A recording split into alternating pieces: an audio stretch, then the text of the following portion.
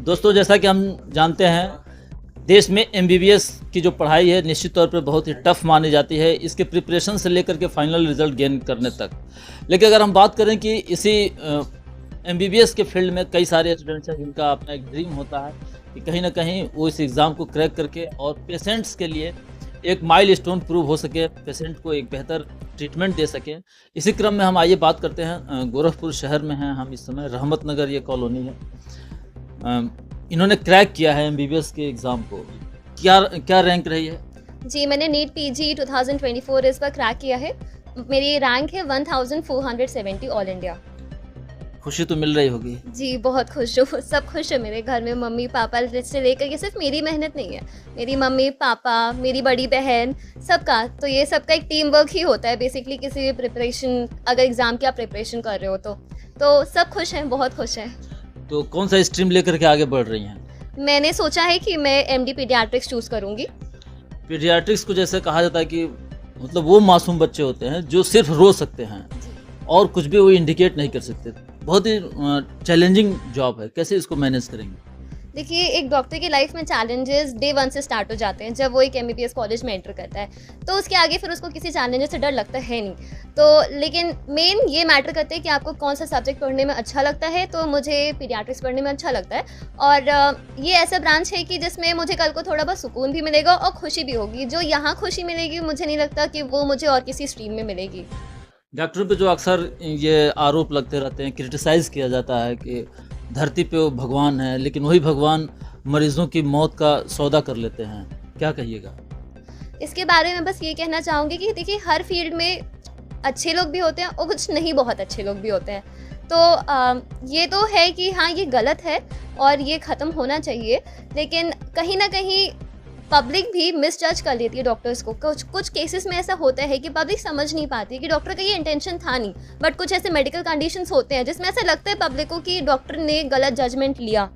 तो और माल प्रैक्टिस भी है, तो इसे मैं डिनाई नहीं करती हूँ। इसके लिए मुझे लगता है गवर्नमेंट की तरफ से और स्ट्रिंजेंट एक्शंस लेने चाहिए इसके लिए कि इसमें रेगुलरिटी लाने के लिए। But I believe in the end her doctor अपने पेशेंट का अच्छा ही चाहता है। गोरखपुर के बीआरटी में अक्सर तीमारदारों और डॉक्टरों के बीच में मारपीट हो जाती है। नहीं लगता कि ये बहुत ज़्यादा गलत हो रहा है? हाँ, ये गलत हो रहा है बट देखिए, यहाँ पे गलती दोनों साइड से होती है बहुत ज़्यादा। कभी-कभी कुछ पेशेंट के तीमारदार आते हैं और वो हम पे इतना ज़्यादा ज़ोर लगाने लगते हैं कि वो ये नहीं समझते कि हर डॉक्टर ओवरबर्डन्ड है। हर कोई चाहता है कि पहले मेरे मरीज़ को देखिए, पहले मेरे मरीज़ को देखिए। तो ये वाली चीज़ भी आती है और डॉक्टर्स भी एक साथ 36 घंटे, 42 घंटे, 48 घंटे ड्यूटी करते हैं। तो एक इंसान के लिए इतना लगातार काम करना भी बहुत मुश्किल हो जाता है।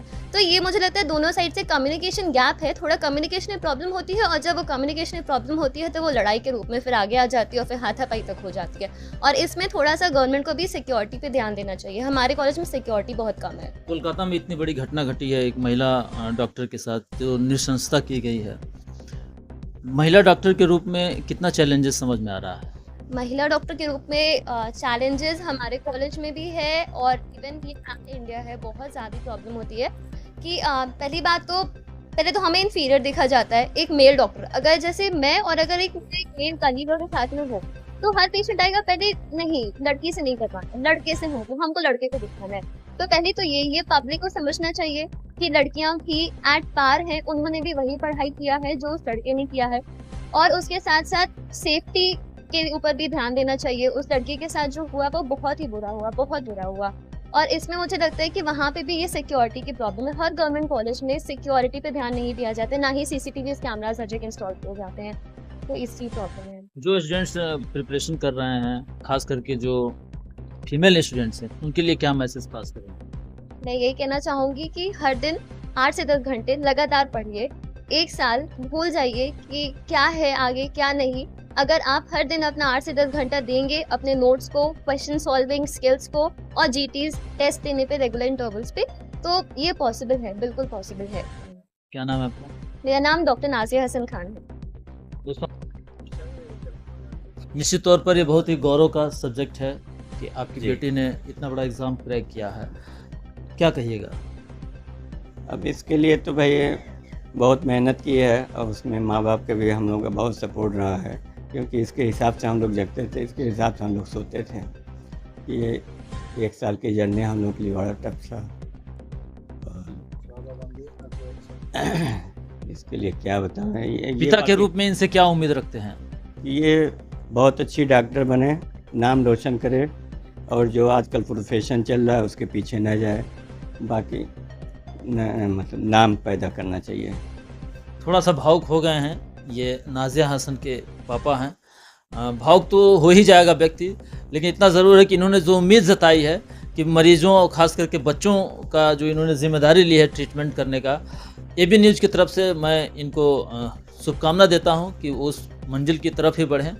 और वास्तव में ये जो डॉक्टर्स का पेशा है, जो प्रोफेशन है, मरीज़ों में जो विश्वास है कि इनके पास जाने से हमें हमारे मरीज़ को जान मिल जाएगा, हमारे मरीज़ को ज़िंदगी मिल जाएगी, उसको ये बनाए और बचाए रखें। धन्यवाद।